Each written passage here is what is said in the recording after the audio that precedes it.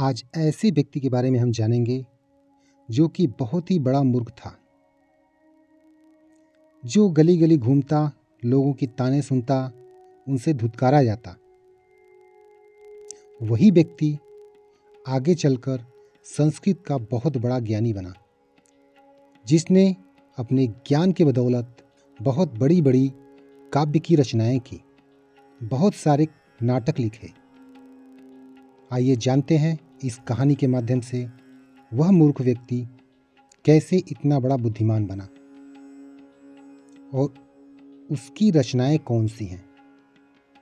आपका स्वागत है हमारे YouTube चैनल संघर्ष अंश में। संवत 2288 वर्ष पूर्व की बात है, जब उज्जैन के नरेश चक्रवर्ती सम्राट महाराजा विक्रमादित्य उज्जैन के सिंहासन पर विराजमान थे। एक बार की बात है, मालव राज्य की राजकुमारी विद्योत्मा ने प्रण किया था कि मुझे जो साक्षात्कार में हरा देगा मैं उसी से विवाह करूंगी। इसके लिए सभा आयोजित की गई।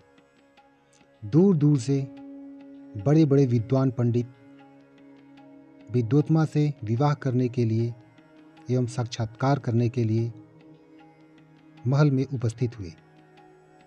एक से बढ़कर एक बड़े पंडित ज्ञानी विद्योत्मा के सवालों का जवाब नहीं दे सके, जिसके कारण उन लोगों को निराशा ही हाथ लगी। विद्योत्मा के प्रश्नों का उत्तर न देने के कारण वे बहुत लज्जित हुए और शर्मिंदगी महसूस करने लगे, जिसके कारण उन लोगों ने यह प्रण किया कि विद्योत्मा की शादी एक निर्बुद्धि, एक मूर्ख व्यक्ति से कराकर रहेंगे। वे लोग उस मूर्ख व्यक्ति की खोज में निकल पड़े। विद्वानों की टोली जब रास्ते से गुजर रही थी तो वे लोग देखते हैं कि एक काली नाम का व्यक्ति जिस डाल पे बैठा था उसी डाल को काट रहा था। उनके दिमाग में यह बात आती है कि इससे बड़ा मूर्ख तो कोई हो ही नहीं सकता। वे लोग काली को आवाज़ लगाते हैं, क्या तुम विवाह करना चाहते हो? काली विवाह का नाम सुनकर झट से पेड़ से नीचे उतर कर आता है और कहता है, कौन विवाह नहीं करना चाहता? हम भी विवाह करना चाहते हैं। विद्वान लोग कहते हैं कि लेकिन हमारी एक शर्त है। काली बोलता है, क्या? जब तक हम ना कहें तब तक तुम कोई शब्द नहीं बोलना। काली मान जाता है और जैसे जैसे विद्वान लोग बताए रहते हैं, काली ठीक वैसे ही करता है।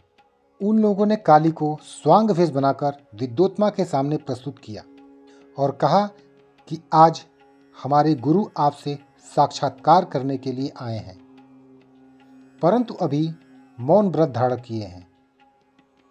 इसलिए ये जो भी उत्तर देंगे अपने हाथों के संकेतों से देंगे। इसके संकेतों को समझकर हम वाणी में आपको उसका उत्तर देंगे। राजकुमारी विद्योत्मा उनके इस बात से सहमत हो जाती है। साक्षात्कार प्रारंभ होता है। प्रथम प्रश्न के रूप में विद्योत्मा ने संकेत से एक उंगली दिखाई कि ब्रह्म एक है, परंतु कालिदास ने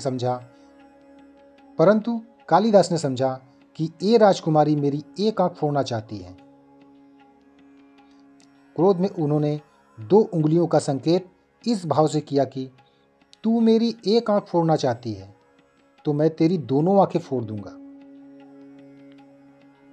लेकिन कपटियों ने उनके संकेतों को कुछ इस तरह से समझाया कि आप कह रही हैं कि ब्रह्म एक है, लेकिन हमारे गुरु कहना चाह रहे हैं कि उस एक ब्रह्म को सिद्ध करने के लिए दूसरे की सहायता लेनी होती है। अकेला ब्रह्म स्वयं को सिद्ध नहीं कर सकता। राजकुमारी इस उत्तर से संतुष्ट हो जाती हैं। उसके बाद राजकुमारी ने दूसरे प्रश्न के रूप में खुला हाथ दिखाया कि तत्व तो 5 है।